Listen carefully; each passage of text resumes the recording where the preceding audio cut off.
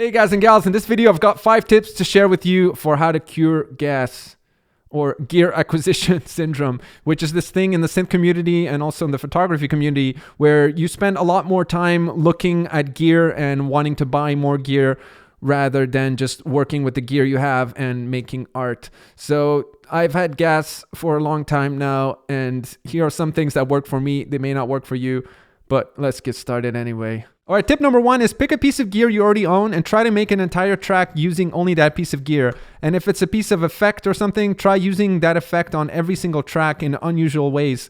So there's no better cure for gas than being inspired by the gear you already have. And a lot of times we get gas for new gear before we've actually fully exhausted the gear we already have. So one great way to do that is to just challenge yourself to make an entire track. So if it's a synthesizer, you have to make the drums, the bass, everything with the gear you already have. Try it out and see if that works. All right, tip number 2 is read the manual. So have you actually fully mastered all the gear you already own, or are you just looking for new gear as a way to escape responsibilities? I speak from experience. Usually I get gas when I'm feeling lazy. I'd rather just Google and research new gear rather than really sit down and learn the gear I already have. And this is especially applicable if you're kind of a preset browser, and no kind of slant against preset browsers. There's room for that as well. But for example, if you have a gear and all you've been doing is kind of using stock presets, why not reinitialize everything? Just delete all the presets from scratch and force yourself to make sounds yourself. And this is a great way to do that, is just to read the manual and really get inspired by all the possibilities. You might even realize that the gear you already have can do the thing of the gear you want to have or don't know that you will have. All right, tip number 3 is pretend that you don't own the gear that you already have and do research as if you were guessing over the gear you already own. So this doesn't always work, but you have to kind of trick yourself in this mindset. And what's cool there is that you can start reading reviews about the gear you already have.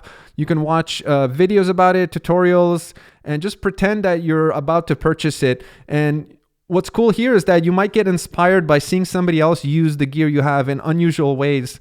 And that might spark some things for you, and you might re-fall in love with the gear you have and hopefully forget about that new shiny stuff. All right, tip number 4 is listen to music and just consume art in general. So I find that when I get overly consumed with gas, I tend to be very materialistic and I'm just thinking about gear and stuff like that. And you kind of forget why we're in this in the first place, is just making music and art and sharing that with the world. So one way to do that is just reset mentally by sitting down and just listening to your favorite albums and artists and watching live performances, watching things like Against the Clock on YouTube, which you can get a lot of inspiration by watching other people and how they work with their gear. And it doesn't have to be music. You can go to a museum, or if you're into photography, get yourself a nice coffee table book from your favorite photographer and just kind of appreciate art and consume that. And eventually, hopefully you'll get more into the mindset of kind of art and beauty and less about the materialistic world. And hopefully you'll kind of forget about that gas and realize that you can make music with anything really, even the gear you have. And even if you have no gear, you can make music with your mouth and a microphone. So just be creative, embrace the art, and hopefully that'll subside the gas. All right, tip number 5 is try using your gear in unusual ways. So if you have an effect that you've been using with your synth, try running a voice through it, try running drums through it. Or if you have a synthesizer and you've just been using it for bass patches, try making a polyphonic synth out of it. Even if it's a mono synth, you can multi-track it to create a poly, and that'll give you a sense for what that synth would sound like if it were a poly. You can also make drum sounds. So if you have a synth and all you've been doing is lead patches on it, why not make a kick drum or a whole collection of kick drums? Kind of create your own little sample library that you can use later, and really experiment with different things, especially in modular. Maybe you've always had the same kinds of patches going. Try reversing the patches and try patching things that might not normally make logical sense. You might be surprised. And this is a great way to kind of re-spark the interest in the gear you have, and maybe even discover sounds you've never even heard of before. And there's no better inspiration than that, like finding new life in the gear you already have. And of course, this is easier said than done because gas is really powerful, and like we want to ignore the gear we have because we're bored with it and we've kind of done it to death. All right, which brings me to my bonus tip, which is if you have actually extracted every ounce of sound from the gear you have and you're kind of bored with it and you really need some other new gear, one tip is to store the gear for a couple of weeks or months, which I know is hard because the gas will only get stronger.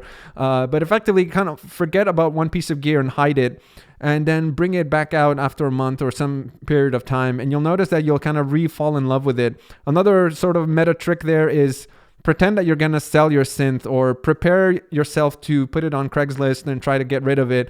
Oftentimes, as you're about to sell something, you realize that you actually like the gear. So it's almost a good test.